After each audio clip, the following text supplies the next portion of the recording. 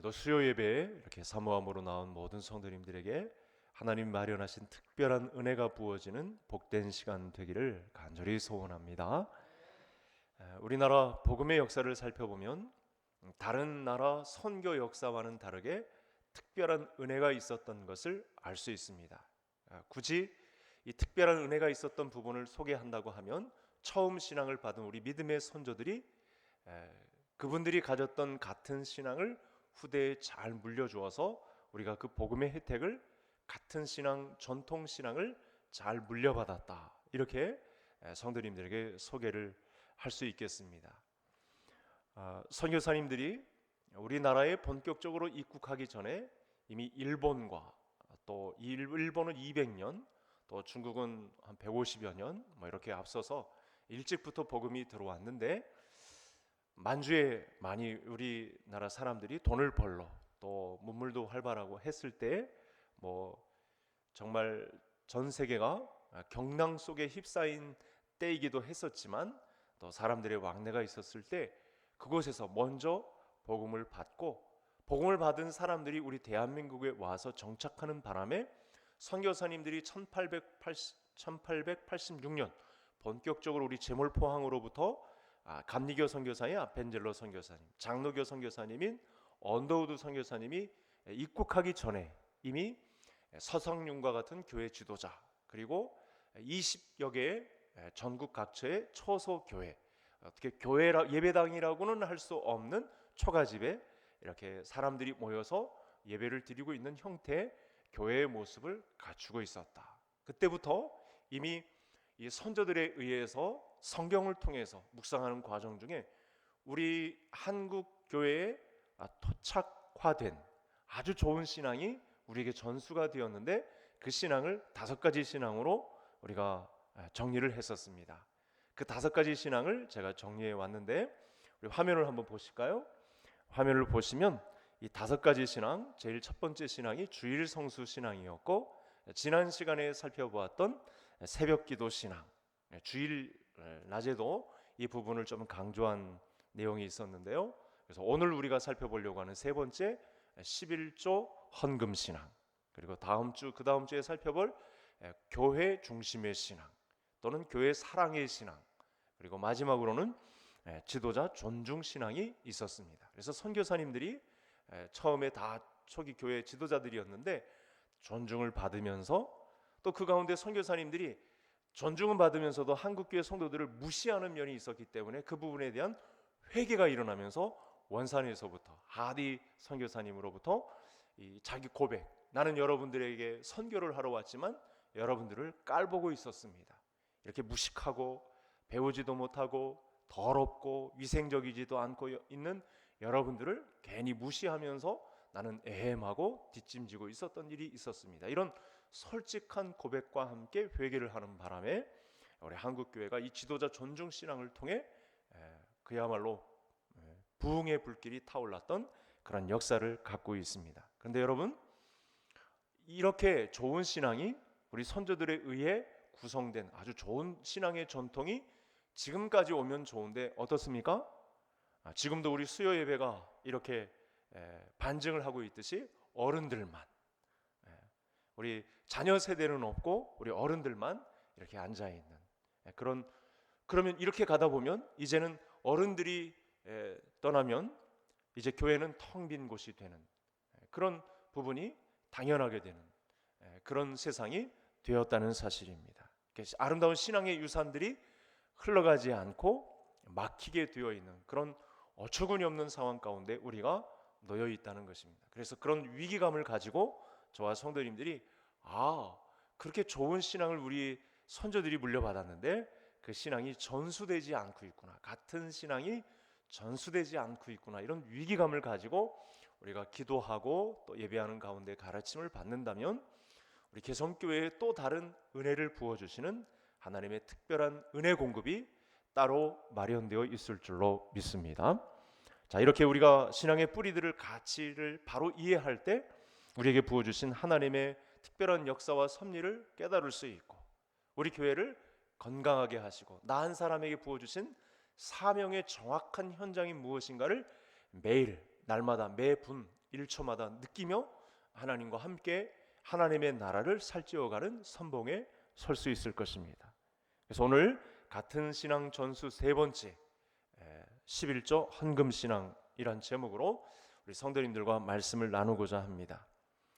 자, 헌금에 관련된 말씀은 하나님께서 우리에게 가르쳐 주신 것이고 또 성경 저자들을 통해서 선지자와 사도들을 통해서 많은 분량을 또 할애하고 있기 때문에, 그리고 복을 받는 비밀이기 때문에 당연히 성도님들에게 가르치고 훈련도 받아야 하고 그 말씀을 그대로 실천하는 가운데 서 있어야 합니다. 그런데 여러분, 많은 교회들이 용기를 내지 못하고 이 강단에서 재물이나 헌금에 관해서 정확하게 가르쳐야 함에도 불구하고 가르치지 못하고 있는 그런 형국도 있습니다. 그런 면에서 저도 솔직히 자유롭지 못했다고 성도님들에게 시인을 합니다. 잘못 전했다가는 오해를 하거나 또 이 헌금 문제 때문에 상심하는 성도님들이 꽤 많기 때문이기도 합니다. 그러나 오늘을 빌어서 또 다시 한번 이 시간이 왔을 때 이 같은 신앙 전수 세 번째에 해당하는 우리 한국교회 좋은 신앙의 전통 중에 빼놓을 수 없는 11조 헌금 신앙에 관해서 성도님들에게 말씀을 나누니까 오해하지 마시고 이 말씀을 통해서 다시 한번 성경의 물질관에 대한 깨달음과 하나님이 우리에게 주시는 헌금에서의 자유로움을 누릴 수 있는 우리 성도님들 되시기를 바랍니다. 성경은 물질에 대해서 침묵하지 않습니다. 물질에 관해서 정확하게 가르치죠. 예수님의 가르침에 있어서도 여러 가지 가르침이 있었습니다. 그래서 제가 화면을 준비했는데 두 구절, 마태복음 6장에 유독 이 산상수훈에서 예수님의 가르침의 핵심 엑기스가 담겨 있는 이 산상수훈 가운데에서 두 가지 가르침이 등장을 합니다. 제일 첫 번째는 19절에 너희를 위하여 보물을 땅에 쌓아두지 말라라는 말씀을 통해서 이 그리스도인들이 가져야, 예수님의 사람 제자들이 가져야 할 이 땅에서의 물질관 총체적으로 아우르는 말씀을 마태복음 6장 19절에 이렇게 하셨습니다. 우리 보이시죠? 우리 6장 19절 다시 한번 같이 읽겠습니다. 너희를 위하여 보물을 땅에 쌓아두지 말라. 그러니까 우리는 하늘에 보물을 쌓아두어야지 땅에 보물을 쌓아두는 자가 되어서는 안 됩니다. 이게 성경에서 가르치신, 예수님이 직접 지도자로 나서셔서 우리에게 가르치신 물질관을 처음부터 이렇게 가르침을 받아야 합니다. 물질은 하늘에 쌓아놓는 것이지 땅에 쌓아놓으면 반칙입니다. 그건 세상의 방식은 땅에 쌓아놓아서 그걸 자로 재지만 예수 그리스도의 사람들은 하늘에 쌓아놓는 것으로 물질관을 형성해 가야 합니다. 예수님이 이렇게 물질관을 가르치는 이유가 있습니다.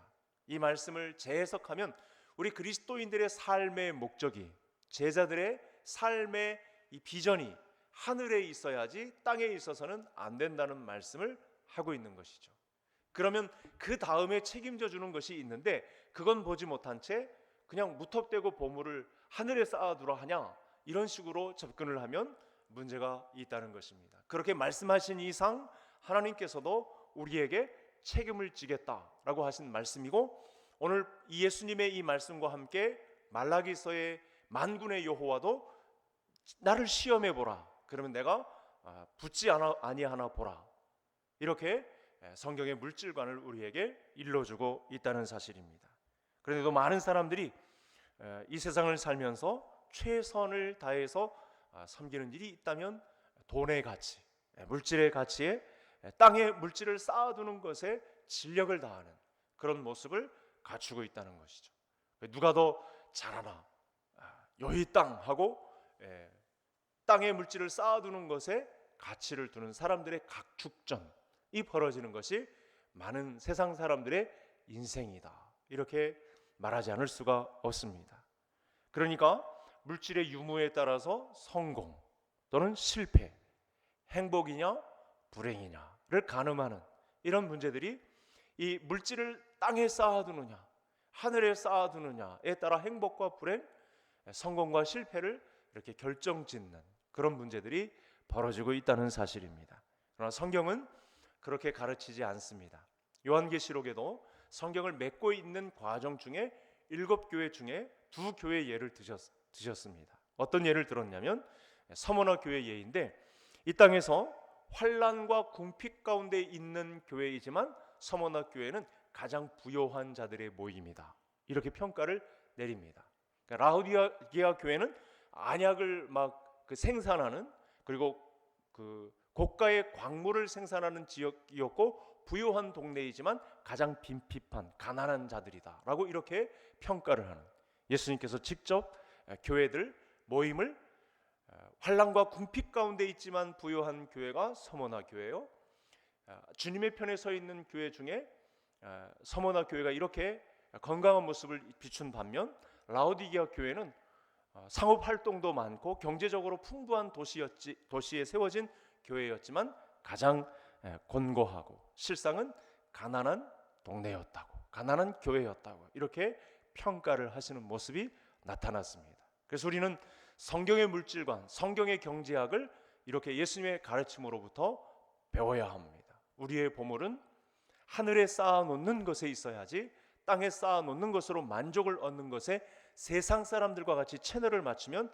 안 됩니다. 여기서부터 수정이 이루어져야 합니다. 이어서 예수님은 마태복음 6장 24절, 우리 밑에 있는 말씀 화면 같이 읽겠습니다. 한 사람이 두 주인을 섬기지 못할 것이니 혹 이를 미워하여 저를 사랑하거나 혹 이를 중히 여기며 저를 경히 여김이라. 너희가 하나님과 재물을 겸하여 섬기지 못하느니라. 아멘. 그러니까 우리 인생의 많은 문제가 여기에 쏠려 있죠. 돈신을 섬기느냐, 하나님을 섬기느냐. 두 주인을 섬길 수 있다고 자신하는 사람들이 있는데 거짓이죠. 성경의 평가는 냉혹합니다. 어떤 사람이 있다면 그 사람은 돈을 섬기든지 하나님을 섬기든지. 근데 사람들은 이상한 논리를 펴죠. 자기 만족 논리를 펴죠. 나는 하나님도 섬길 수 있고 재물도 섬길 수 있다, 이렇게 자신하며 신앙생활을 한다고 합니다. 예수님의 평가는 냉혹합니다. 하나님을 섬기든지 재물을 섬기든지 둘 중에 하나다. 사람은 두 주인을 섬길 수 없다. 이것이 사람의 실상이다. 이렇게 우리에게 말씀을 주고 있습니다. 이제 11조에 관해서 조금 더 접근을 해보려고 하는데요. 요즘 이제 예수님이 오신 후 2000년이 지난 우리 한국교회, 다른 서구교회는 말할 것도 없고요. 우리 한국교회까지 어떤 바람이 있었냐면, 아마 그 유튜브나 또 어떤 기사를 통해서 알았던 성도님들이 있으실지 모르겠지만 이 11조 헌금 신앙에 대한 논란이 좀 있습니다.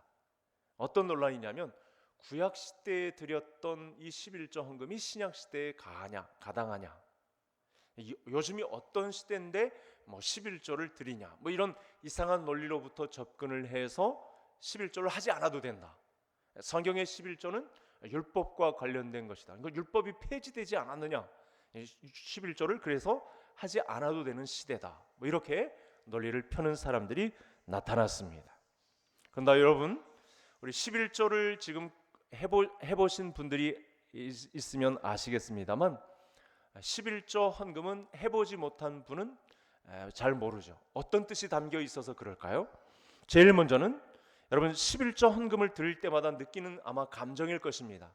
10분의 1을 드리는데 전부를 드린 것 같은 느낌이 있죠. 그렇죠? 반면에 어떤 생각을 하냐면, 야, 이 11조만 모았어도 큰 재산이 되겠다, 그런 생각들을 우리 초기 신앙에는 하거든요. 어린 신앙을 가졌을 때 그런 생각들을 하지 않습니까? 우리가 이렇게 습관이 되어서 지금까지 왔는지는 모르지만 어느 순간 11조를 드릴 때 내 전부를 드리고 있다는 생각을 하고 있죠.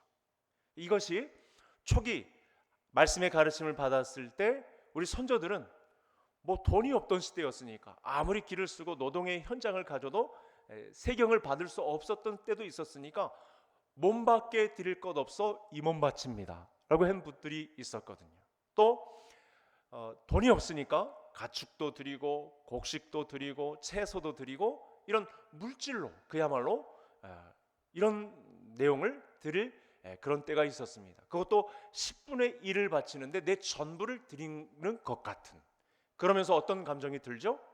탐욕이 물러가는 듯한, 탐욕, 욕심으로부터 자유로워지는 그런 감정을 11조 신앙을 통해서, 그 훈련을 통해서 우리가 지금까지 이렇게 그의 어엿한 신앙으로, 오늘 본문에서도 이제 12절까지 나옵니다만 아름다운 신앙으로 자리 잡는 역사가 우리 가운데 있다는 사실입니다. 여러분, 많은 사람들의 마지막은 돈입니다. 돈 때문에 사람을 죽이고 돈 때문에 감옥 가고, 우리나라 세계 1순위 기업가도요 78세의 일기로 생을 마감했는데 온갖 혐의가 걸려있는 채로, 또 그야말로 이런 표현은 좀 죄송한 표현이겠습니다만 시궁창 냄새가 나는 석연차는 그 임기를 다 이렇게 감당하지 못한 상태로 마친 그런 좀 전에 그런 큰 우리 한국 기업가들에게 경종을 울리는 그런 사건이 있었습니다. 여러분, 제가 지금 이 시간 소개하는 기사는 매년 반복되다시피 하는 기사인데요, 6월 달에 이 코로나 팬데믹 공포가 몰아치는 6월 달에 6월 중순에 어떤 사건이 있었냐면 54세 A씨가 자기 자신의 이 손을 절단함으로 보험금을 타려 했다가 사기극으로 드러난 일이 있었습니다. 한 10여 년 전이었죠. 아버지가 초등학생 아이의 손가락을 절단함으로 보험금을 타려 했던 그런 기사가 아주 전국적으로 설명이 되었던, 보험금 타려면 자기 손가락을 자르든지 하지 왜 애꿎은 자기 아들 초등학생 손가락을 잘라서 보험금을 타려 했는지, 그야말로 전 국민이 울분을 토했던 그런 사건이 있었습니다. 그러니까 돈으로 인해서 벌어지는 수치의 사건은 이루 헤아릴 수가 없죠. 돈을 통해서 명절에 모이기는 했지만 부모님의 집이 싸움터가 되는 그런 형국으로 치닫는 일들이 얼마나 많습니까? 돈 때문에 명절이 끝나면 또 이혼 문제로 각 가정이 몸살을 앓고 있는, 부부 싸움의 대부분의 문제가 이 돈 문제, 지갑 문제에 얽혀 있는 그런 과정을 우리가 살펴보고 있습니다. 심지어 돈 때문에 예수님도 버리고 교회도 버리고 성도들도 버리고 신앙을 포기하기까지 하는 그런 사례도 등장을 합니다. 그래서 성경은 끊임없이 뭐라고 말씀합니까? 재물을 탐하지 말라. 재물을 사랑하면 안 된다. 그 근본 출발은 보물을 하늘에 쌓아두라. 그러면 내가 책임져 주겠다라고 말씀을 하고 있다는 사실입니다. 그래서 오늘 본문 말라기서를 통해 그 내용을 확인할 수가 있습니다. 우리 8절을 우리 같이 다시 한번 다 같이 읽겠습니다. 사람이 어찌 하나님의 것을 도둑질하겠느냐? 그러나 너희는 나의 것을 도둑질하고도 말하기를 우리가 어떻게 주의 것을 도둑질하였나이까 하는도다. 이는 곧 11조와 봉헌물이라. 여러분, 오늘 본문 말씀 말라기서의 핵심이 있습니다. 4장까지 있는 이 말라기서와 소선지서, 모든 선지서도 마찬가지인데 이 11조 문제, 또 재물과 관련된 문제를 제껴놓고 하나님께서 자기의 백성들에게 요구하시는 내용이 있습니다. 그게 뭐냐면 백성들이 하나님을 떠나서 다른 길을 갔는데 너무 많이 간 거예요. 그래서 뭐라고 하시냐면 돌아오라고 합니다. 이 말씀을 우리가 잘 이해를 해야 합니다. 하나님은 돈이 필요해서 돌아오라고 하시는 분이 절대 아니거든요. 오히려 돈에 눈이 멀어버린 자기들의 백성을 잘 지키고 기다려주고 참아주고 온전케 하시기 위한 하나님의 뜻이 있음에도 불구하고 백성들은 이를 알지도 못한 채, 이런 부모의 심정을 헤아리지도 못한 채 자기들의 탐욕에 따라서 너무 아버지의 곁을 멀리 떠나버렸습니다. 그래서 선지자들이 하는 말씀이 일관적입니다. 떠난 그 자리 빨리 돌아오라고, 하나님 곁으로 빨리 돌아오라고 이렇게 말씀을 하고 있습니다. 그래서 백성들이 어떻게까지 나가냐, 뭐 이게 장소적인 떠남이 아니잖아요. 이스라엘에 있는데 하나님의 마음을 너무 멀리 떠난 거예요. 그래서 예배는 드리는데 마음을 떠난 표현을 어떻게 하는 줄 아십니까? 병든 것, 쓰다 남은 것, 가축들 중에 저는 것, 눈먼 것, 이런 깐부기가 걸린 것, 이런 것들을 드리는 거예요. 그러니까 떠났다는 표현이, 돌아오라라는 하나님의 표현이 어디서 있는지 아시겠죠? 얼마나 하나님을 떠났으면 하나님 앞에 형식적인 제사는 갖추는데 눈먼 것, 병든 것, 저는 것, 형편없는 것, 티 있는 것, 결이 있는 것, 흠이 있는 것, 이런 것들을 드리면서 나는 다 드렸다. 부모님께도 할 일을 내가 다 했다. 하나님과 부모님께 내 할 일을 다 했다. 이렇게 형식적인 신앙을 드리고 있었다는 사실입니다. 제가 부교육자일 때 이웃 교회에 이런 일이 있었습니다. 용서하고 들으시기 바랍니다. 하도 험한 세상이라 제가 이런 간증까지 성도님들에게 할 수 있는 것 같습니다. 한 교육자가 이웃 교회 교육자인데 매일 출근을 하면 컴퓨터 모니터를 켜는데 그 화면을 켠 모니터가 다 주식에 관계된 것이었습니다. 여러분, 주식을 하는 것이 나쁜 것이 아닙니다. 교육자 책상에 처음 와서 켜고 모니터링 하는 것이 주식입니다. 주식의 주가가 오르고 내리는데 그 교육자의 마음도 오르고 내리고 반복을 합니다. 하루에 온 신경을, 대화의 주제도 그 전도사님들과 교육자들과 나누는 내용이 다 주가에 관련된 내용입니다. 여러분, 사역자가 주가에 매여 있는데 무슨 기도가 되겠습니까? 무슨 신방이 되겠습니까? 무슨 주일학교 교육이 되겠습니까? 결국은 사임을 하게 되었습니다. 여러분, 돈이라는 것에는 정말 묘한 힘이 있습니다. 이미 다 경험하셨겠습니다만 잡힐 것 같은데 잡히지 않습니다. 조금만 더 하면 붙잡을 것 같은데 희한하게 잡히지를 않습니다. 그러니까 많이 가졌으면 그만 만족이 없을 것 같은데 10억 가진 사람의 물질욕과 1000만 원 가진 사람의 물질욕은 엄청난 차이가 있습니다. 1000만 원 가진 사람이 10억 가진 사람을 보면 욕심을 이제 덜 낼 만도 한데 이로 헤아릴 수 없는 욕심을 가지고 물질에 관해서 덤빕니다. 그래서 우리에겐 물질 관리 훈련이 필요합니다. 그 물질 관리 훈련 방법을 우리가 어디서 찾아야 합니까? 하나님의 말씀을 통해서 찾아야 합니다. 그래서 오늘 처음 여러는 말라기서와 함께 이 말씀과 돌아오라고 했을 때 그 물질관과 관계에 있는 예수님의 가르침, 하나님이신데 직접 오셔서 하나님의 경제학을 소개하셨을 때 너희들의 물질은, 너희들의 재물은 하늘에 쌓아두는 것이 마땅하다, 이렇게 가르친 내용에 우리가 빨리 돌아와야 한다는 사실입니다. 누가복음 18장에 부자 관원이 예수님을 버리고 결국 물질을 택합니다. 물질 관리 훈련이 되어 있지 않으니까 예수님을 만난 영광스러운 이 감격이 있음에도 불구하고 자기 집에 이 재물에 쌓아오는 창고를 당장에 걱정하고 재물을 나누어서 가난한 자들에게 주라 하신 예수님의 말씀과 함께 그만 그 자리를 떠나게 되는, 정작 붙잡아야 할 이 영광스러운 예수님의 곁의 자리를 포기하고 자기 집에 있는 창고 자리를 가게 되는 어리석은 부자 관원의 예를 우리가 살펴보게 됩니다. 부자 관원은 재물이 쌓을 것이 없다고 걱정하면서도 당장 대문 밖에 있는 가난한 자들에게는 이 재물을 나누어 주지 않고 있는 이 탐욕 가득한 물질 관리 훈련을 하나님의 말씀을 통해서 감당하지 못한 이 부자 관원의 우상을 예수님께서 지적을 하신 것입니다. 이것이 타락한 인생의 실존이 되겠습니다. 우리가 그런 가운데 있는 것이죠. 그래서 오늘 말씀은 8장을 중심으로 1절부터 12절까지의 내용을 잘 보시면 떠나간 그 자리에서 빨리 돌아오라, 아직도 늦지 않았다, 그렇게 탐욕의 물질에 사로잡혀 있느냐, 빨리 보물을 하늘에 쌓아두는 것으로 돌아와서 나와 같이 신앙생활 같이 하자라고 하시는 우리 아버지 하나님의 간곡한 음성을 드려야 합니다. 여러분, 구약시대의 제물 드림이 어땠습니까? 자신을 대신해서 그 분량에 따라서 드렸죠. 그래서 그런 부분에 관해서 많은 사람들이 용납을 하고 기다려주고 다 같이 박수를 쳐주고 응원하는 가운데 있었습니다. 구약의 내용을 보시면 성도님들도 당장에 이해가 가죠. 어떤 사람은 소를 드립니다. 어떤 사람은 양을 드리고 어떤 사람은 염소를 드립니다. 어떤 사람은 비둘기를 산에서 잡아다 갖다 드립니다. 어떤 사람은 그것도 드릴 것 없어 곡식을 드립니다.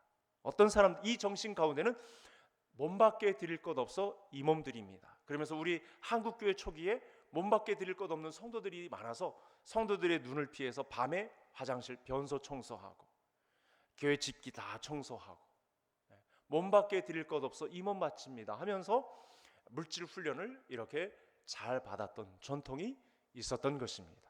그 정신이 구약시대에 하나님의 물질관리 훈련이 하나님의 말씀으로부터 모세로부터 들려졌을 때 그걸 다 용납하며 박수 쳐주고 기다려주고 온전케 하는 일에 서로가 응원을 해주었습니다.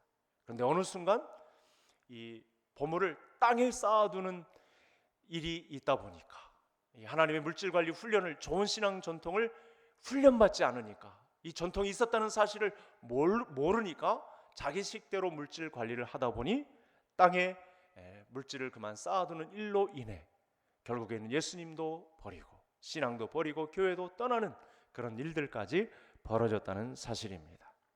여러분, 하나님이 아브라함에게 이삭을 요구하신 이유도 맥락이 다 같습니다.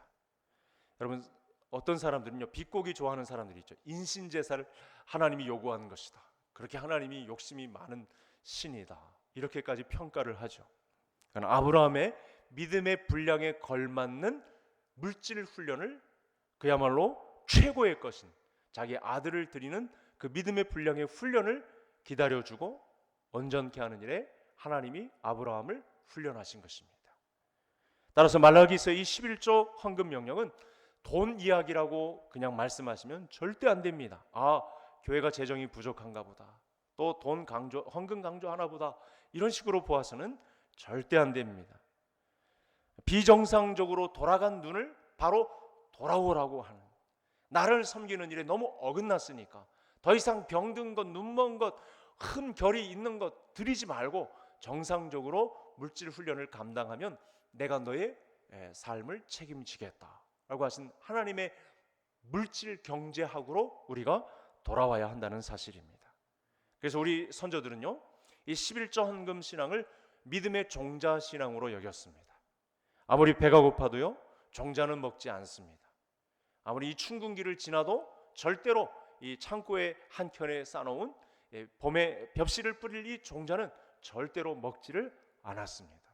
바로 그것이 11조 헌금 신앙이고 믿음의 종자 신앙입니다.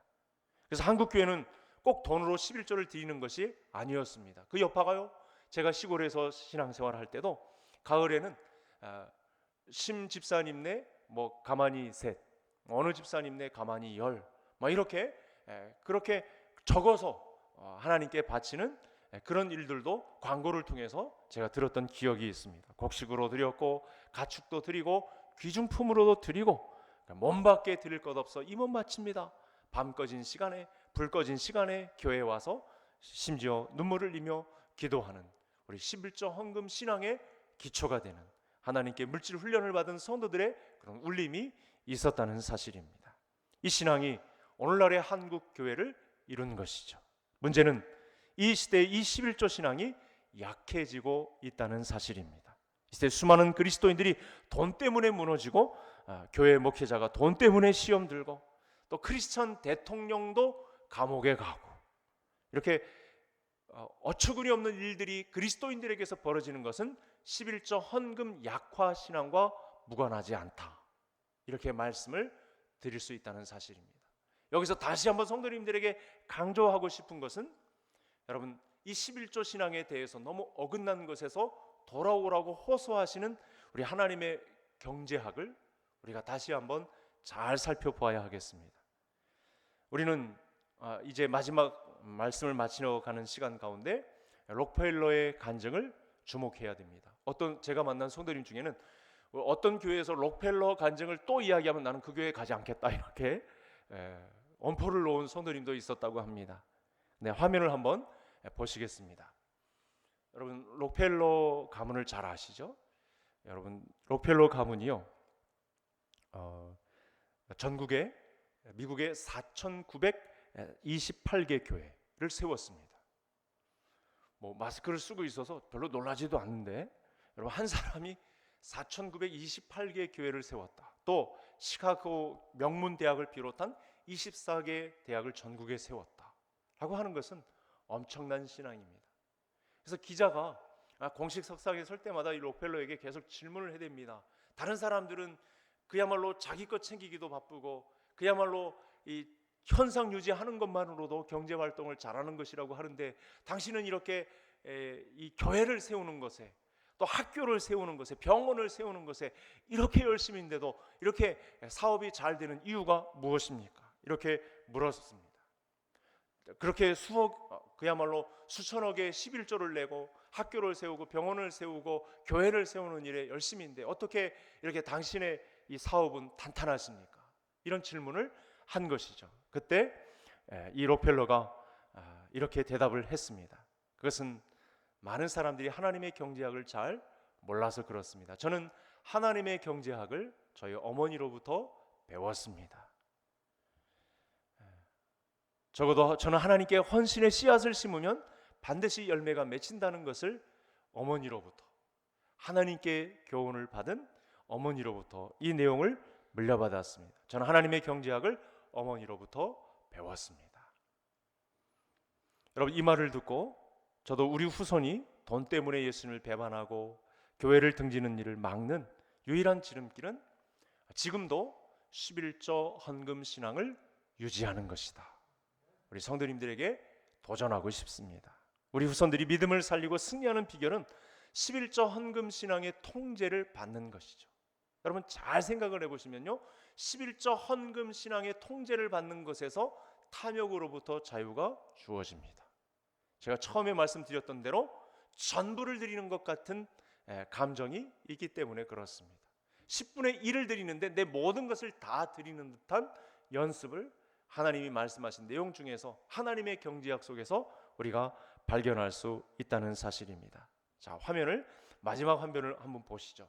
이 말씀이 7장의 말씀인데 빨간 글씨로 표현된 부분을 잘 보세요. 하나님의 가슴이 얼마나 아팠으면. 여러분 말라기서 3장이면 그야말로 성경 시대여서 하나님의 역사가 빈번하고 기적 같은 일이 눈앞에서 나타나고, 그렇죠? 멀지 않은 역사 속에 출애굽의 역사로부터 다윗의 역사로부터 선왕들의 역사로부터 믿음의 선조들의 역사가 활발하게 있었던 때임에도 불구하고 많은 사람들이 물질 훈련을, 이 보물을 땅에 쌓아 놓으려는 것을 하다 보니까 저는 것, 눈먼 것, 어디 부러진 것, 흠 있는 것, 병든 것, 이런 것 드리는 마음 때문에 너무 멀어졌다, 가도 너무 갔다 라고 말씀하시며 자기의 백성들에게 호소를 하죠. 뭐라고 말씀하시죠? 돌아오라고. 11조 헌금 이 전통신앙을 고수하라, 돌아오라고 이렇게 말씀하고 계십니다. 어떻게 돌아가야 할까요?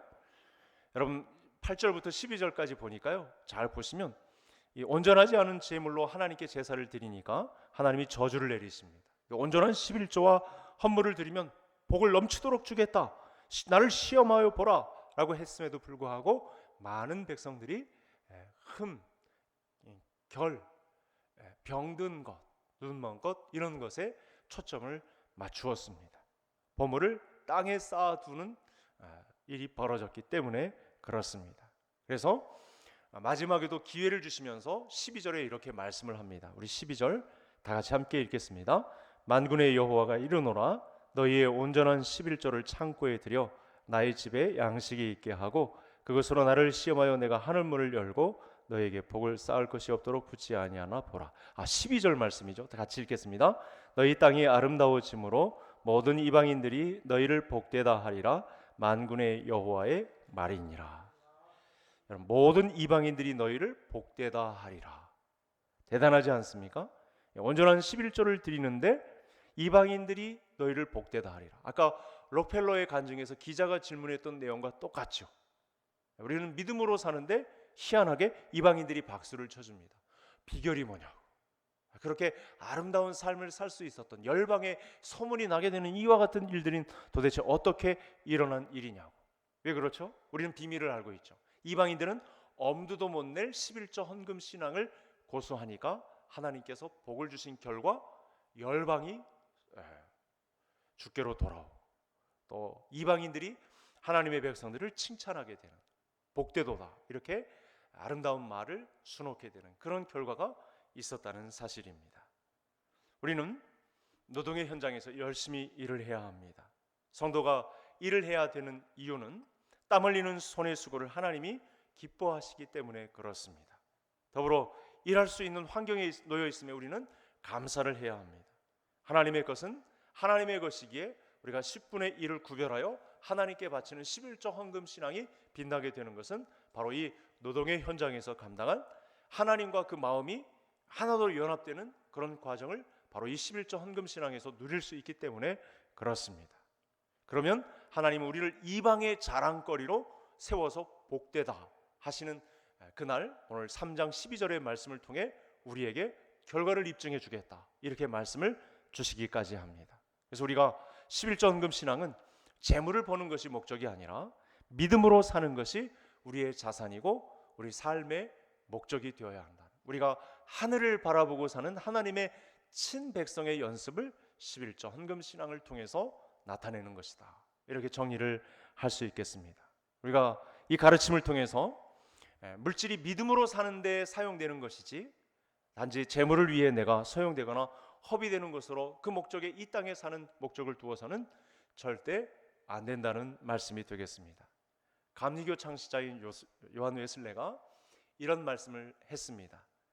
나는 주머니가 회개하지 않은 사람의 회개를 절대 믿을 수가 없다. 지갑에 회개를 하지 않은 사람의 회개를 나는 절대 믿을 수가 없다, 이런 유명한 말을 남겼습니다.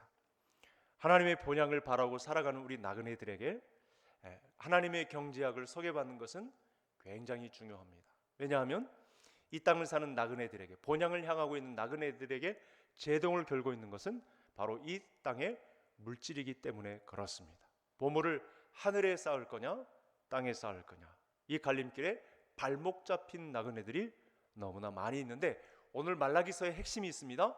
돌아섰어도, 나를 섬김에 있어서 너무 먼 길을 갔더라도, 냄새 풀풀 풍기며 병든 것 저는 것, 이상한 것, 눈먼 것 바치며 나를 멀리 떠나 우상을 섬기고 있는 백성들에게 돌아오라고, 돌아와서 11조 헌금 신앙을 통해 물질 관리 훈련을 받고 이방인들에게 복되다라고 선포하는 그날의 영광을 줄 테니까 지금이라도 늦지 않았으니까 빨리 돌아와서 이 기회를 살리라고 호소하시는 이 말라기서의 만군의 여호와, 그렇지 않으면 만군의 여호와, 전쟁에 능한 내가 저주를 내리겠다, 전쟁을 일으키겠다, 싸우겠다 라고까지 말씀하시며 우리에게 호소하시고 돌아오시라고 하는 이 하나님의 간곡한 명령 앞에 우리 모든 성도님들이 한 발자국 더 나가서 내가 훈련받았던 이 11조 헌금 신앙의 전수가 우리 자손 후대에까지 잘 전수되어서 신앙의 가문으로 거듭나고, 또 성도님들의 가정을 통해서, 집안을 통해서 교회가 세워지고 병원도 세워지고 학교도 세워지는 놀라운 선교 확장의 역사가 우리 성도님들의 가정에도 일어나는 은혜가 있기를 주의 이름으로 축복합니다. 하나님 아버지 감사합니다. 오늘도 홍역을 치르듯 우리가 반드시 가슴이 아파도 하나님 앞에 혹독한 훈련을 받아야 할 재물을 위해 내가 소용되어냐, 물질이 믿음으로 사는데 소용되는 것이냐, 갈림길에 놓여있는 우리들 앞에 기회를 허락하신 하나님의 뜻을 알고 이방의 자랑거리로 우리를 복되게 하시겠다라고 선언하신 이 말씀에 따라 11조 헌금 신앙이 자손만대까지 이어지는 역사가 있도록 사랑하는 성도들의 가정을 붙잡아 주옵소서. 땀 흘리는 생업의 현장을 견고하게 해주셔서 일할 수 있음에 감사하고 땀 흘리는 수고를 통해 11조 헌금 신앙이 바르게 세워지는 우리 모든 개성의 성도님들의 가정이 되게 해 주옵소서. 예수님의 이름으로 기도하옵나이다. 아멘.